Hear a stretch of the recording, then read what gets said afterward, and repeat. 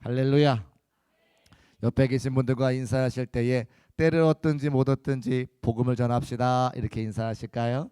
때를 얻을지 못 얻든지 복음을 전합시다. 서로 안 친하세요? 남의 교인이에요? 안 친하신 것 같아서 너무 오랜만에 뵈서 그럴까요? 네, 감사합니다. 자, 오늘 제가 사실은 이 본문이 아니고 이 말씀을 전하려고 했던 게 아니고 원래 정해져 있는 말씀이 있었는데 제가 새벽기도 어제 오늘 새벽기도 하면서 하나님께서 이 말씀의 내용으로 말씀을 전하라 저한테 감동을 주셔가지고 갑자기 바꾸게 됐습니다. 선교를 위한 기도라고 하는 말씀의 제목 가지고 말씀을 전하려고 하는데요. 에베소서 6장 우리가 함께 읽은 18절부터 20절까지 말씀에 반복되는 단어가 한 가지 나오는데 담대히라고 하는 단어가 2번 나옵니다. 제가 늘 말씀드리지만 옛날 성경은 빨간색으로 글씨를 만들 수도 없었고 또 진하게 만들 수도 없었으니까 반복하는 것으로 강조하게 됐거든요. 담대히라고 하는 담대함이라고 하는 단어를 강조해서 우리에게 말하는 거죠. 헬라어로는 파라시아라고 하는 단어인데 우리 앞에 놓여져 있는 환경을 두려워하지 말고 복음을 증거하고자 할 때 사용하는 단어 담대하게라고 하는 단어입니다. 제가 이 담대하게라고 하는 이 단어가 제 마음에 꽂히는 것은 지금 저의 마음이 담대하지 않기 때문입니다.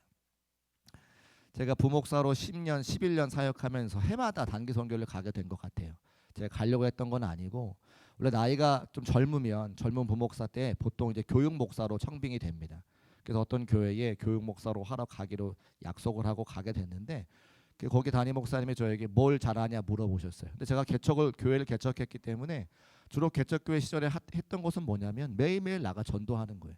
교회 성도님들이 안 계시니까 신방을 갈래야 신방을 갈 수도 없고 또 뭐 일주일에 예배가 있지만 누가 성도가 뭐 많이 오셔야 말씀 준비를 많이 할 거 아니에요. 그래서 말씀 준비하기보다는 어쨌든 교회 안에 성도님 몇 분이 계셔야 되니까 맨날 나가 전도하는 거죠. 그러면 이제 전도하면 밖에 있는 분들을 만나고 그분들이 교회에 오시면 그분들이 정착할 수 있도록 양육이라는 걸 해야 되잖아요. 교회가 뭔지 성경이 어떻게 읽어야 되는지 하나님이 누구신지 이런 걸 알려드려야 되는 양육을 그때부터 하게 되는 거죠. 그러니까 저는 목회를 하면서 맨 바닥부터 말씀 선교하고 전도하고 그다음에 양육하고 이런 일을 쭉 했기 때문에 저에게 뭘 잘하냐 여쭤보셨을 때 전도 잘합니다. 양육 잘합니다. 사람들 속게 만들어서 이렇게 말씀드렸죠. 그랬더니 이제 교회학교 교육 목사로 청빙이 됐다가 선교 담당 목사로 다시 그냥 보직이 바뀐 거예요. 그래서 젊은 나이에서부터 계속 선교를 도와다니면서 선교사님과 교제하게 되고 선교하는 일들을 하게 되고 급기야는 제가 이제 교단에서 하는 선교사 훈련 과정에 들어가서 훈련 과정을 2년 동안 마치고 이제 선교지로 가면 되는 그런 때까지 가게 됐습니다. 선교를 가지는 않고 선교사님 공부를 하면서 선교사님을 어떻게 도우면 될지를 알게 되는 거죠. 그래서 많은 선교사님과 교제하게 되고 선교적인 삶을 살게 되었습니다. 그래서 제가 오자마자 우리 중국교회에서도 기도하는 일과 전도하는 일을 계속 작년에 했고 이제 올해는 단기 선교를 이제 가보게 되는 일까지 가게 되는 거죠. 사실은 이제 제가 몇 번 말씀드렸습니다만 교회에서 준비가 되어 있지 않았기 때문에 계획이 없었기 때문에 그에 대한 재정이나 또 우리 성도들의 준비나 전혀 되어 있지 않는 상태에서 그냥 비전을 제가 던진 거예요.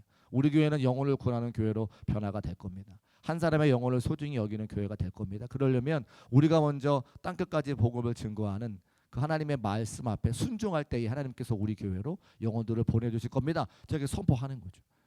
그리고 그 선포한 대로 믿음을 가지신 분들께서 또 그 선포한 일의 마음이 뜨거워지신 분들께서 15명이 신청을 하셨어요. 또 우리 성도님들이 청년들이 바자회 할 때마다 또 헌물해 주시고 기도해 주시고 그 물건을 팔아 주셔서 수많은 사람들의 마음이 모아서 내일 모레 출발을 하게 됩니다.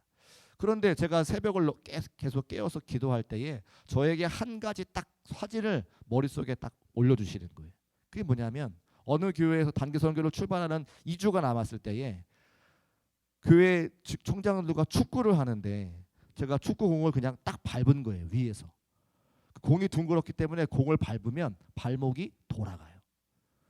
다음 주에 단기 선교를 가야 되는데 오늘 공을 밟아서 발목이 확 돌아간 거예요. 그래서 그때 기부스를 하고 2주 만에 어쨌든 회복이 되어 단기선교를 갔는데 딱 그 발목이 돌아가는 공 위에 저의 발이 딱 앉히는 그 순간이 새벽 기도하는데 머리에 탁 떠오르는 거예요. 제가 그 생각이 딱 떠오르면서 그게 벌써 10년 넘게 지난 일이거든요. 하나님께서 왜 이 일이 생각나게 하셨을까? 라는 생각을 가지고 쭉 기도하다가 제가 그걸 알게 되는 거죠. 제가 이번 주에 마가복음 본문으로 함께 말씀을 전하는데 마가복음 9장에 가보면 귀신 들린 아이를 데리고 온 아버지가 있습니다. 근데 그 앞에 본문 가운데 예수님과 베드로와 3명의 제자들 야고보와 요한이 변화산에 올라가서 헬몬산에 올라가서 예수님의 영광스러운 모습을 변화되는 것을 보게 돼요. 근데 그와 동시에 산 아래 제자들에게 그 귀신 들린 아들을 데리고 온 아버지가 오는 거예요. 근데 제자들은 6장 말씀에 보니까 예수님께서 그들에게 귀신을 내어 쫓는 권능을 주셔서 복음을 증거하고 귀신을 내어 쫓는 경험이 이미 있는 거죠. 그런데 그때는 예수님께서 능력을 주셔서 그들이 그 권능을 행하는 거거든요. 근데 지금 예수님께서 변화산에 올라가 계시고 제자들만 있는 상태에서 옛날의 경험 가지고 그 귀신을 내어 쫓으려고 했는데 나가지가 않는 거예요. 그래서 이 제자들의 마음이 상합니다. 창피를 당하는 거죠. 그래서 집에 돌아와서 예수님께 조용히 묻자와 이르되 예수님 왜 우리는 이런 능력을 행할 수가 없습니까? 물어보거든요. 그때 예수님께서 기도 외에는 이런 유가 나갈 수 없다 이렇게 말씀하시는 거예요. 그러니까 제자들은 뭘로 기도한 겁니까? 경험으로 기도하는 거죠. 내가 그 전에 귀신을 내어 쫓은 경험이 있으니까 나의 무능함을 생각하지 아니하고 내가 옛날에 한 경험 가지고 귀신을 내어 쫓을 수 있겠다고 그 귀신을 내어 쫓다가 안 되니까 창피를 당하는 거예요. 그 말씀을 번뜩 제가 전하고 나서 여기 앉아서 기도하는데 저한테 하나님 말씀하시죠. 그러면 너는 그러시는 거예요. 너는 지금 경험 가지고 준비하는 거 아니냐? 저한테 딱 물어보시는데 제가 아무런 대꾸를 할 수 없는 거예요. 그렇죠. 저는 10년 동안 해마다 어쩌면 1년에 2번씩 단기 선교를 다녔으니까 제가 함께 가는 단기 선교지가 2번, 3번 간 단기 선교지니까 눈에 빤히 보이거든요. 경험이 많죠. 그런데 정작 그 경험 가지고 너는 지금 사역하고 있는 것은 아니냐라고 제게 딱 말씀하시는데 제가 하나님 앞에 아무런 말씀을 드릴 수가 없는 거예요. 어떡합니까? 그럴 때는 회개하는 거죠. 잘못했다고 말씀드리는 거죠. 죄송합니다 하나님. 제가 어리석었군요. 더 기도로 준비해야 되고 더 하나님의 능력이 임하기를 간구해야 되는데 경험 가지고 하나님의 거룩한 사명을 감당하려고 했던 저의 교만함을 하나님 용서해 주시고 우리 사랑하는 팀원들과 함께 계속해서 우리 팀원들이 기도하고 있거든요. 모일 때마다 준비하고 있거든요. 우리 팀원들과 함께 하나님의 새로운 역사를 이루어갈 수 있도록 우리 팀을 만들어 가려고 기도하기 시작을 하는 거예요. 그러면서 누가 생각이 났느냐? 여러분들이 생각이 났습니다. 15명만 다녀오는 것은 아무런 의미가 없습니다. 그곳에 가면 하나님께서 선교지에 역사하시는 것을 15명은 다 확인하고 올 거예요. 은혜 받아서 올 겁니다. 하나님께서 그렇게 만드실 거예요. 제가 하는 게 아니라 하나님께서 하시는 일이니까 하나님께서 그렇게 만드실 겁니다. 그러면 나머지 우리 성도님들은요. 우리 성도들도 동일한 은혜를 받아야 이 선교의 사명에 동참을 해야 그 은혜가 나에게도 임하는 것이지 15명만 은혜 받으면 이 단기 선교는 실패한 단기 선교입니다. 제가 뭘 요청드리는 거예요? 수건도 가져다 주십사, 치약도 가져다 주십사, 비누도 가져다 주십사. 어떤 분이 비누를 가져오셨는데 비누 공장을 하시나 봐요. 비누가 얼마나 많은지 제가 깜짝 놀랐어요.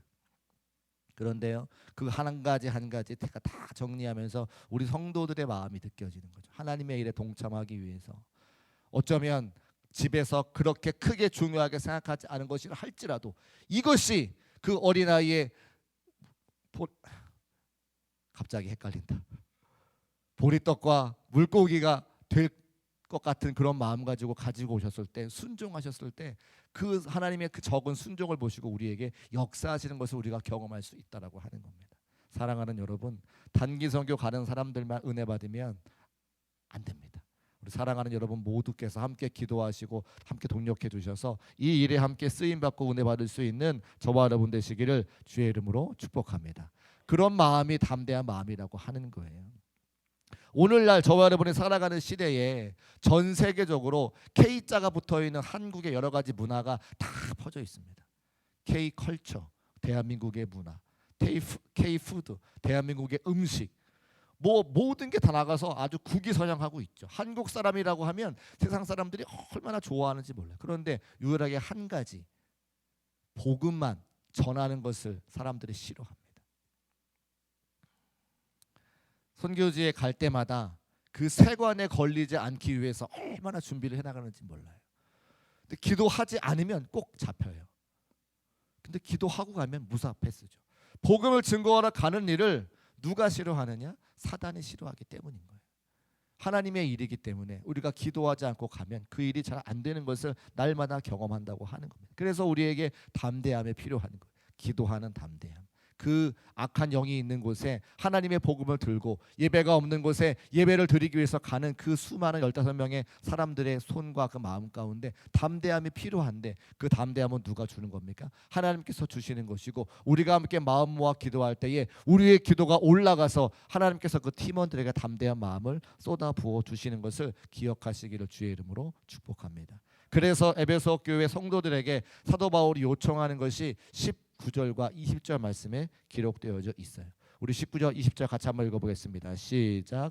또 나를 위하여 구할 것은 내게 말씀을 주사 나로 입을 열어 복음의 비밀을 담대히 알리게 하옵소서 할 것이니, 이 일을 위하여 내가 쇠사슬의 메인 사신이 된 것은 나로 이 일에 당연히 할 말을 담대히 하게 하려 하심이라. 아멘. 사도 바울이 에베소 교회 성도들에게 요청하는 것은 또 나를 위하여 구할 것은, 나를 위하여 기도해 줄 것이 있는데 그것이 무엇이냐? 이 말씀을 내게 주셨어. 내가 입을 열어 복음의 비밀을 담대히 증거할 수 있도록 나를 위해 기도해 달라고 하는 겁니다. 사랑하는 여러분, 여러분들이 오늘 하나님의 성전에 오셨으니까 15명의 단기 성도팀을 위해서 기도하시는 분들이 되시기를 주의 이름으로 축복합니다. 여러분의 기도가 하나님의 말씀이 그들에게 임해서 비록 태국말을 한마디도 할지 못하지만 그들의 눈빛과 그들의 행동으로 그곳에 있는 수많은 사람들에게 하나님의 사랑을 증거하고 올 수 있는 그런 기도를 여러분에게 부탁드리는 거예요. 왜냐하면 이것은 기도가 없이는 되지 않는 일이고, 하나님의 우리와 함께 하지 않으시면 절대로 되지 않는 영적인 싸움이기 때문에 그렇습니다. 사도 바울이 뭐라 그래요? 20절에 내가 이 일을 위해서 쇠사슬에 매여 감옥에 갇힌 것도 복음을 증거하기 위함인 것이니까 내가 그 사명을 잘 감당할 수 있도록 나를 도와달라고 기도하고 있는 것이죠. 이 하나님의 선교를 감당하기 위해서, 하나님께서 복음 증거하는 일을 우리가 감당하기 위해서 사도 바울이 뭐라고 이야기하냐면 두 가지를 우리에게 말하고 있어요. 그래서 저는 우리 사랑하는 중국교회 모든 성도님들이 앞으로 선교적 삶을 살기 위해서 이 두 가지의 말씀을 꼭 기억하기를 원하는데, 첫 번째는 이 18절과 19절 20절 앞에 말씀에 우리가 잘 알고 있는 전신갑주를 입으라고 하는 말씀이 나옵니다. 우리 6장 11절 말씀 함께 읽어볼까요? 시작. 마귀의 간계를 능히 대적하기 위하여 하나님의 전신갑주를 입으라. 아멘. 우리가 초등학교 때 다 배웠잖아요. 어떤 데는 이렇게 궤도를 세워가지고 이 전신갑주가 뭘 뜻하는 건지 다 배웠습니다. 여기 말씀에도 보면 있는데, 머리에는 구원의 투구를 쓰고 가슴에는 의의 흉배를 붙이고 허리에는 진리의 허리띠를 띠고 발에는 평화의 복음을 싣고 한 손에는 믿음의 방패를 한 손에는 성령의 검을 가지라, 이렇게 말하잖아요. 근데 우리가 그 전신갑주를 입으면 되는 것을 알고 있는데 무엇 때문에 그 전신갑주를 입어도 되는지는 배우지 못했던 것 같아요. 근데 그 뒤에 나오죠. 그 전신갑주가 왜 필요합니까? 하나님의 복음을 담대히 증거하기 위해서. 할렐루야. 우리가 전신갑주가 필요한데 그 전신갑주를 입어야 되는 이유는 하나님의 복음을 증거하고자 우리를 괴롭히는 사단의 역사가 분명히 있기 때문에 전신갑주가 필요하다고 하는 거예요. 그러면 우리가 하나님의 거룩한 일을 하려고 할 때 우리를 그 거룩한 사명을 감당하지 못하게 하는 악한 영들의 그 괴계를 막으려면 하나님의 전신갑주가 우리에게 필요한 것을 말씀을 통해 인정할 수가 있는 것이죠. 그런데 제가 보니까 이 등판을 보호하는 건 없어요. 그렇죠? 다 보호하는 게 있는데 등을 보호하는 게 안 나오는 거예요. 그 말이 뭘까? 가만히 생각해 보니까 어떻게 하라는 거예요? 앞서 가라는 거예요. 뒤돌아서지 말고, 뒤돌아서면 방어할 게 하나도 없는 등이 보이니까 오직 앞으로 전진만 하라는 거예요. 할렐루야. 우리 중국교회는 앞으로 전진할 수 있는 교회가 되시기를 주의 이름으로 축복합니다. 뒤돌아서는 거 아니에요. 뒤의 일은, 지나온 일은 우리가 어떻게 할 수가 없어요. 앞을 바라보고 하나님의 사명을 다름박질하는 거죠. 그래서 제가 전신갑주를 가만히 묵상하면서 그래, 등을 보호하는 건 없네 생각이 드는 거예요. 앞을 바라보고 말씀하라. 두 번째는 기도로 사탄을 대적하라 말씀하고 있는데요. 에베소서 6장 18절 말씀 화면에 올려주시고 같이 한번 읽어보겠습니다. 시작.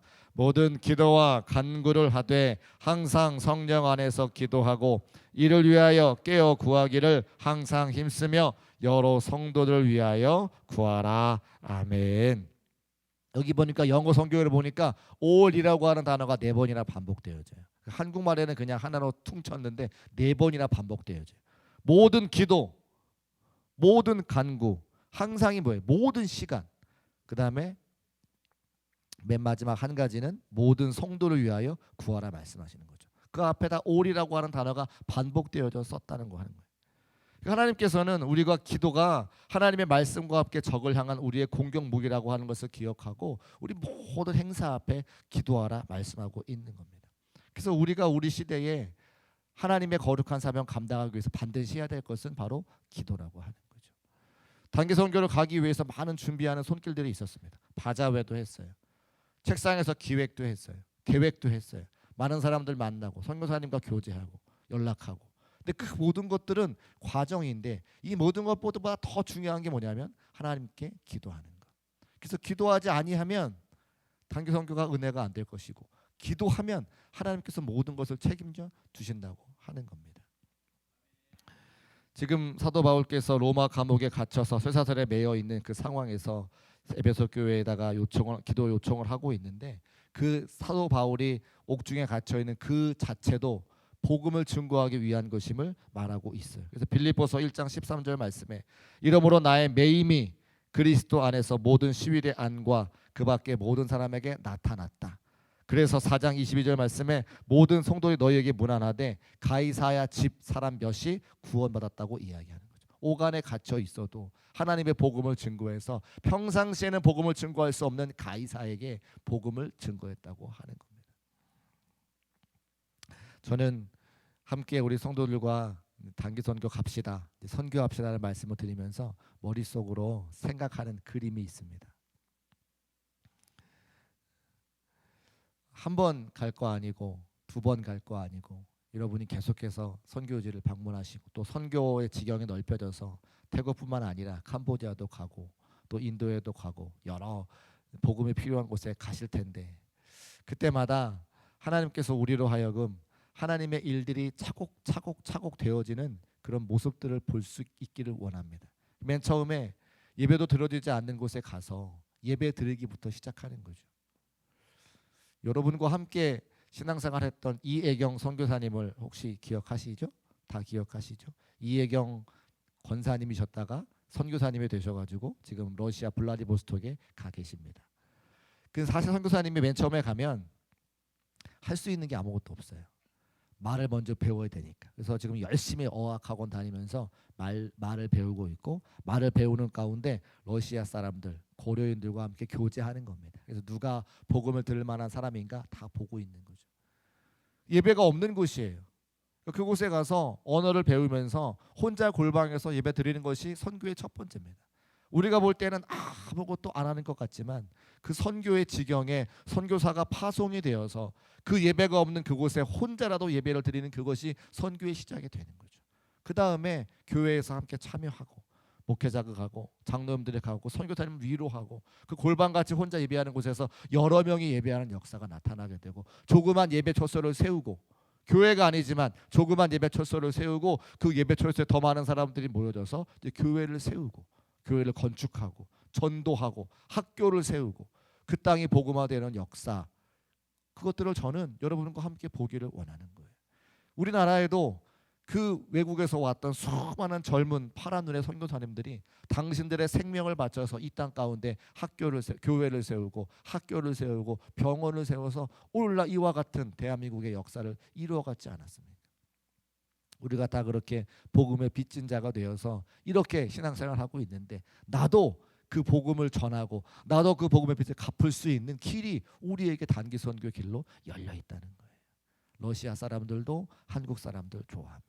태국 사람들도 한국 사람들 좋아합니다. 인도 사람들도 한국 사람들 좋아합니다.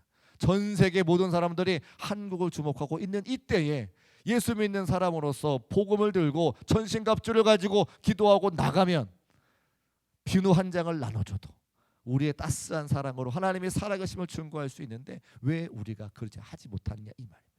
사랑하는 여러분, 마음에 소원을 가지시고 소망을 품으시고 함께 선교적인 삶을 살아갈 수 있는 저와 여러분 되시기를 주의 이름으로 축복합니다. 기도 외에는 이런 곳으로 나갈 수 없다는 하나님의 말씀이 저에게 선포되어졌습니다. 경험으로 일하는 것 아니고 하나님 앞에 기도하라 하나님께서 말씀하시니, 저에게 기도하라 말씀하시는 것은 하나님께서 예배하시는 은혜와 감동이 그곳에 있다는 것을 저는 직감하겠더라고요. 왜 기도하라고 저에게 말씀하셨습니까? 준비해 놓은 것이 있는데 기도하지 않고 가면 그것을 다 볼 수 없으니까 기도하고 가라는 거예요. 저는 믿습니다. 참여한 15명 모두가 하나님의 충만한 은혜를 입고 돌아와서 우리 교회의 주역이 되고 우리 교회의 중심이 되고 한 영혼을 소중히 여기는 성도로 변화가 될 것을 저는 믿습니다. 그래서 저에게 기도하라고 말씀하시고, 그 기도가 15명뿐만 아니라 우리 모든 성도들이 함께 기도할 때에 그 은혜를 동일하게 받아 누린다고 하는 거예요. 이번에는 15명이지만 다음에는 우리 사랑하는 학생들도 좀 외국에 나가보고 비전 캠프도 좀 가보고 선교제도 좀 가보고 세상이 어떻게 돌아가는지 넓은 마음을 가지고 경험하고 돌아와서 우리 중국교회 미래와 주역이 되기를 마음에 소원합니다. 첫 번째 시작하게 하셨으니까 나머지 모든 일도 주께서 이루어 가실 것을 믿는 믿음 가지고 오늘 함께 기도하여서 소망과 기대를 가지고 함께 사명에 동참할 수 있는 중국교회 모든 성도의 삶이 되시기를 주의 이름으로 축복합니다. 나의 가는 길 함께 다시 한번 찬송하시고 합심하여 통성으로 기도하겠습니다.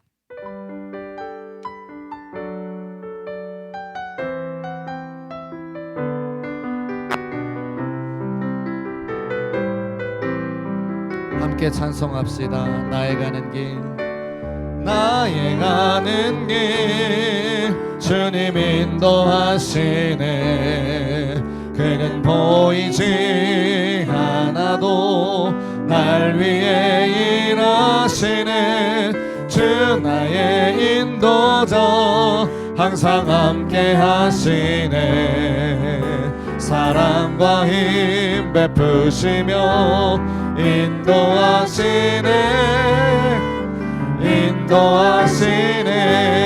광야의 길을 만드시고 광야의 길을 만드시고 날 인도해.